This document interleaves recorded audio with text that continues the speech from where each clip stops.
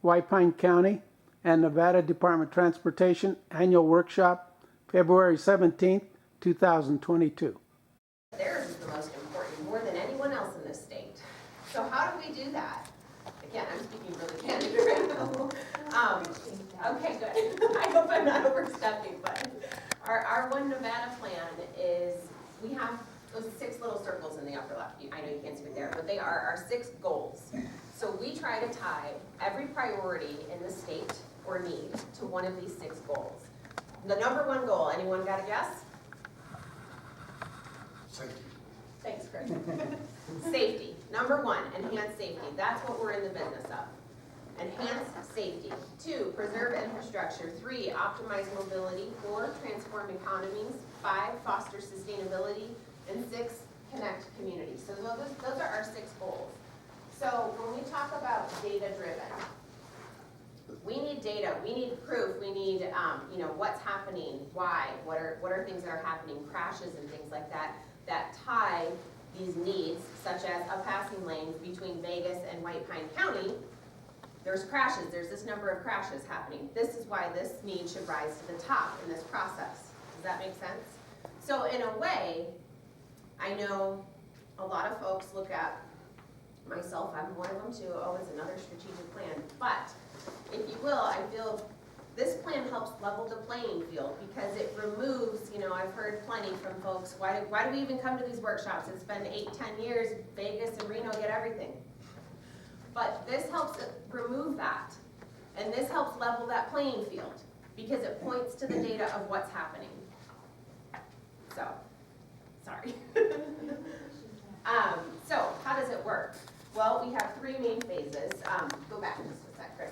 We have 3 main phases. So we transition needs, what we're going to talk about here, to concepts, which is kind of what Lacey was talking about, where we're getting to there with the passing lanes, and then to projects. So we have 2 steps in each that help identify and prioritize the needs and concepts that best align with our goal areas and that are backed by this data.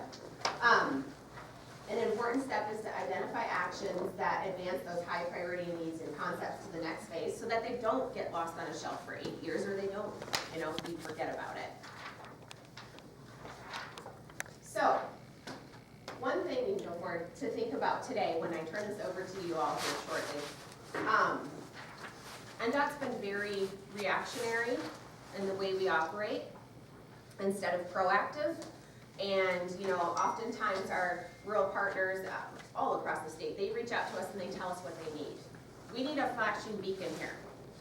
And we respond and try and do that. We're trying to change that here, so please keep this in mind when we talk about priorities. We would like you to lead with the why.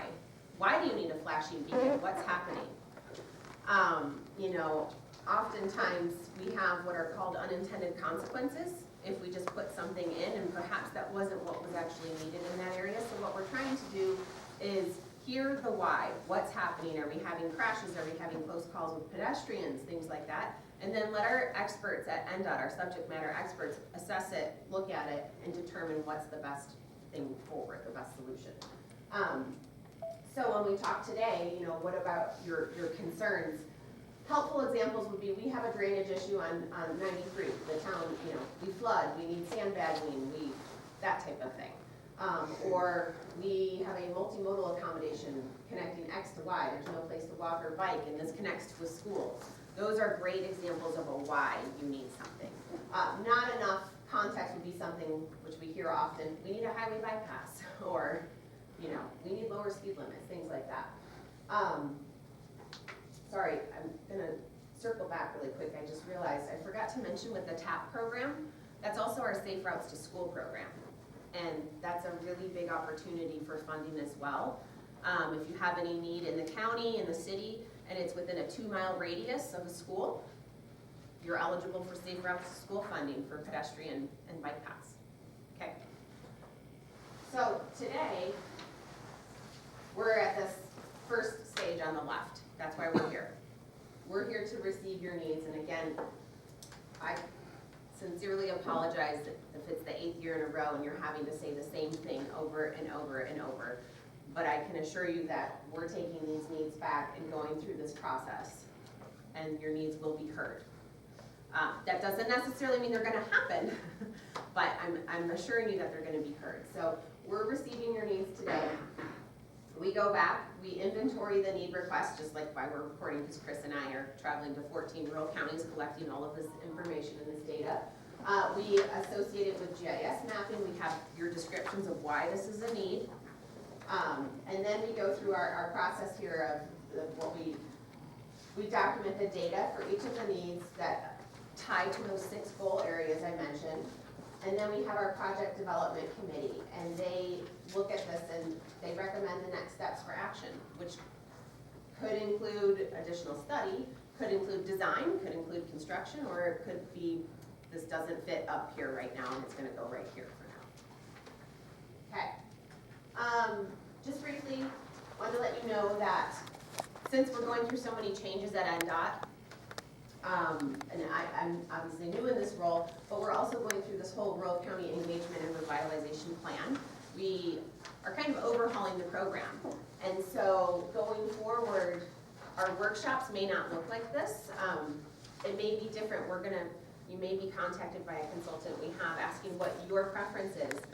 Do you want us out here more frequently? Do you want a more informal pop in, take me for a drive, show me what the issues and concerns are? Do you want a more formal approach? So we'll see what you all think. But the reason we're doing that is to improve and modernize our public outreach and better collaboration with our rural partners. If you're on social media, you can follow us on these 3. And then, let's see, lastly, have our contact information. So the one on the lower left, Scott, he's the one who left, but if you have interest in the TAP program and grant funding for that, please contact me. And what I want to do now is turn it over to all of you. Let's go to your priorities from last year in the back of your packet. And you have the floor. It's up to you how you would like to proceed. If you want to go through this list, if you want to start from scratch, if you want to take things off. I mean, some rural counties have lists of 8, some have 30. So, you have the floor. Yes, sir.